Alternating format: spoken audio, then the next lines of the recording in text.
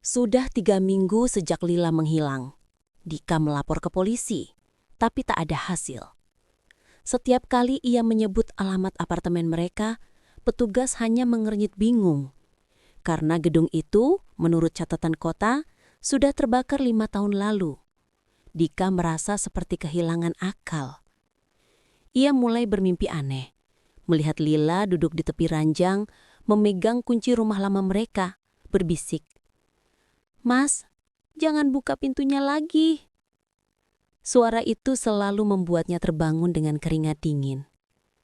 Suatu pagi, Dika mendapat panggilan dari nomor tak terkenal. Suara di seberang telepon serak dan pelan. "Kalau kamu ingin tahu siapa sebenarnya Lila, datanglah ke rumah kontrakan itu malam ini." Tanpa berpikir panjang, Dika pergi. Tapi yang ia temui bukan rumah, hanya lahan kosong penuh rerumputan liar. Namun ketika ia menatap lebih lama, perlahan bentuk rumah itu mulai muncul kembali. Papan-papan tua, jendela pecah, dan pintu kayu yang terbuka sedikit. Ia melangkah masuk. Udara di dalam begitu dingin.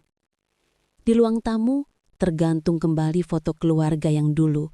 Hanya saja, kini semua wajah dalam foto itu kosong.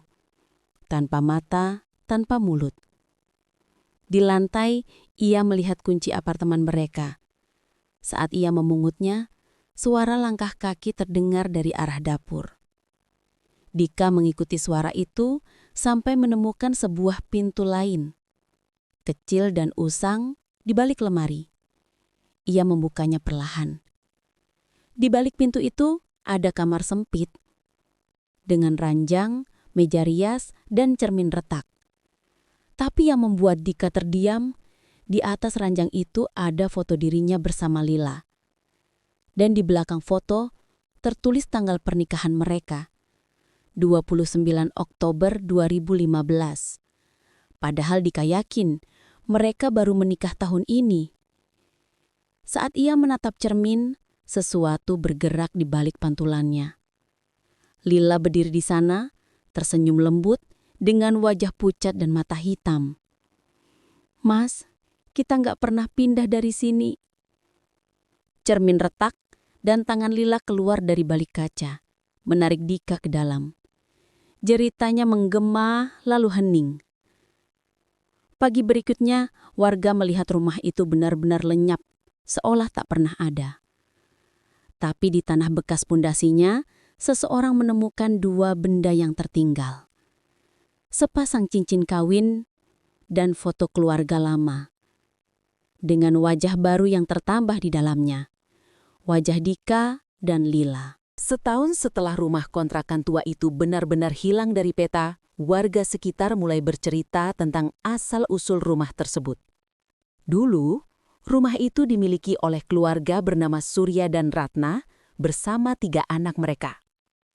Keluarga itu dikenal baik. Sampai suatu malam, terjadi kebakaran hebat yang menelan seluruh penghuni rumah. Namun anehnya, tidak ditemukan jasad siapapun di antara puing-puing. Hanya tersisa foto keluarga yang gosong di pinggir ranjang. Dengan tanggal yang ditulis di belakangnya, 29 Oktober 1995. Sejak saat itu, setiap tanggal yang sama, warga sering melihat rumah itu muncul kembali. Utuh, seolah tak pernah terbakar. Siapapun yang masuk akan melihat isi rumah seperti baru. Hangat, bersih, sampai tengah malam tiba. Dan mereka mulai mendengar suara langkah anak-anak di lantai atas. Mereka yang tidak segera keluar sebelum jam 2 pagi, tak pernah kembali. Tahun demi tahun berlalu. Rumah itu berganti penyewa. Hingga akhirnya, pasangan muda bernama Dika dan Lila datang. Tak ada yang tahu bagaimana mereka bisa menemukan rumah itu. Karena menurut catatan kota, tanah tersebut sudah lama kosong. Tapi yang membuat bulu kuduk berdiri. Warga sempat melihat mereka berdua datang dengan membawa koper, tersenyum, dan melambai pada tetangga. Namun ketika salah satu warga mencoba menyusul keesokan harinya, rumah itu tidak ada. Di tempat rumah itu berdiri, hanya ada papan tanda kecil bertuliskan, "Tanah ini dalam proses pembongkaran sejak 2015. Tak ada satupun yang tahu kemana Dika dan Lila pergi. Sampai suatu malam, tepat tanggal 29 Oktober tahun berikutnya, seseorang melihat cahaya redup di lahan kosong itu. Rumah tua itu tampak berdiri lagi, seolah waktu mundur ke masa lalu. Di jendela lantai 2, tampak sepasang bayangan. Dika dan Lila tersenyum sambil memegang foto keluarga yang kini menampilkan 5 wajah dan 2 wajah tambahan di tengahnya. Sejak malam itu, tak ada lagi yang berani lewat di depan lahan itu saat tanggal 29 Oktober. Karena konon, jika kamu berhenti di sana terlalu lama, kamu bisa mendengar suara lembut dari dalam rumah. Simpuan cerita horor Teror Rumah Kontrakan. Cerita teror rumah kontrakan menggambarkan bagaimana sesuatu yang tampak biasa bisa menyimpan rahasia kelam yang tak terbayangkan. Dika dan Lila hanyalah pasangan muda yang ingin hidup sederhana. Namun tanpa sadar, mereka masuk ke dalam lingkaran arwah keluarga yang terjebak di antara dunia hidup dan mati. Setiap tanggal 29 Oktober, rumah itu muncul kembali, membuka pintunya untuk mencari pengganti agar roh-roh di dalamnya bisa terus ada. Awalnya hanya suara langkah, lalu bayangan, hingga akhirnya kenyataan mulai kabur. Apakah Dika dan Lila yang diteror, atau justru merekalah bagian dari rumah itu sejak awal? Akhir cerita menunjukkan bahwa waktu di rumah tersebut tidak berjalan seperti dunia nyata.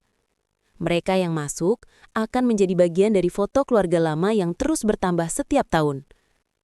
Sebuah simbol bahwa rasa kehilangan, penyesalan, dan keinginan untuk pulang bisa menciptakan ruang di antara alam, sebuah tempat yang menolak untuk dilupakan. Kini rumah itu tidak lagi terlihat, tapi legenda tetap hidup. Setiap kali malam hujan di akhir Oktober, beberapa warga bersumpah melihat cahaya redup di tengah lahan kosong itu. Dan jika kamu cukup berani untuk mendekat, mungkin kamu akan mendengar suara lirih dari balik kabut. Pintu sudah terbuka. Kamu mau pulang juga?